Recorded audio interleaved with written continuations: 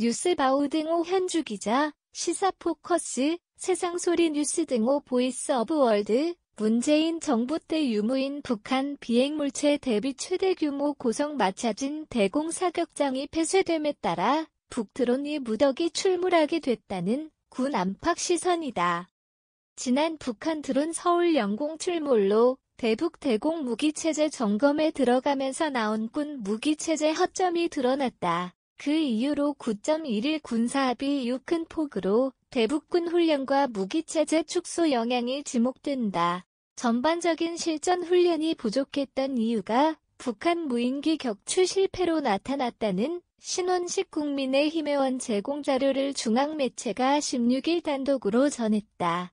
신의원은 2017년 15만 1680발, 2018년 15만 128발 하던 대공 사격 훈련이 9.11 군사합의 이후 2018년 11월에서 2022 8월까지 약 4년간 단 한 차례도 훈련이 이뤄지지 못했다는 자료를 공개했다.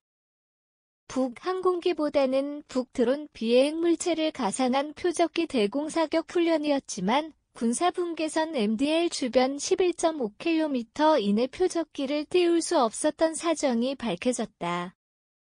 표적기가 무인기로 오인될 수 있다는 군 당국 판단이었다.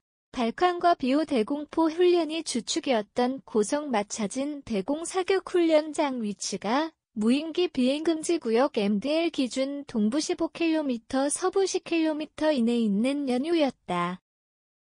매체에 따르면 표적기를 무인기로 간주하는 경우 남북관계 악화를 우려한 당시 군 당국 판단이 있었고 이에 과도한 해석이란 비판이 내부에서 나왔다고 한다. 그럼에도 군 당국이 마차진 사격장 폐쇄를 결정했다고 밝혀졌다. 이를 기점으로 대공 사격 훈련 규모가 대폭 줄어들어 2022년 22만 1635발 사격량은 2017년 65만 4227발의 절반 수준으로 줄어들게 된 셈이다. 훈련 횟수도 2022년 89차례로 기록돼 2017년 138차례에 비해 대폭 줄었다. 군 당국이 부족한 훈련량을 채우기 위해 충남 태안 안흥 사격장, 보령 대천 사격장, 연천 다락대 사격장에 분산 실시할 계획이었지만 결국 기존 규모를 유지하지 못했다는 신의원 얘기다. 문재인 정부가 무인기 대비를 소홀히 했다는 사실이 수치로 확인되는 사례라는 신의원 비판을 매체가 옮겼다.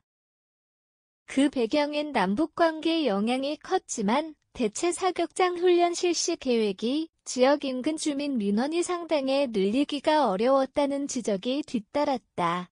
이처럼 발칸 비호 등 대공포 훈련 축소가 1에서 5km 저공 비행으로 서울 영공을 침범했던 대북 드론 대응 실패와 무관하지 않다는 시각이다. 중요한 대목은 해당 대공 무기 자체 레이더가 북한 드론 비행 물체를 탐지조차 못했다는 점이다. 서록 레이더 탐지가 제대로 됐다고 하더라도 실사격 훈련이 부족한 상황에서 제대로 사격이 이루어졌을지의 문의란 권명국 전 방공포병사관 매체 인터뷰이다. 윤석열 정부 들어 작년 9월부터 마차진 사격장 훈련이 재개된 상태로 알려졌다. 첨단 스텔스 드론 부대 창설로 대북 유무인기 격추 무기체제와 관련 훈련이 박차를 가할 거란 관측이다. 현주 기자 사코파워 @아웃룩, 캄루즈바우.com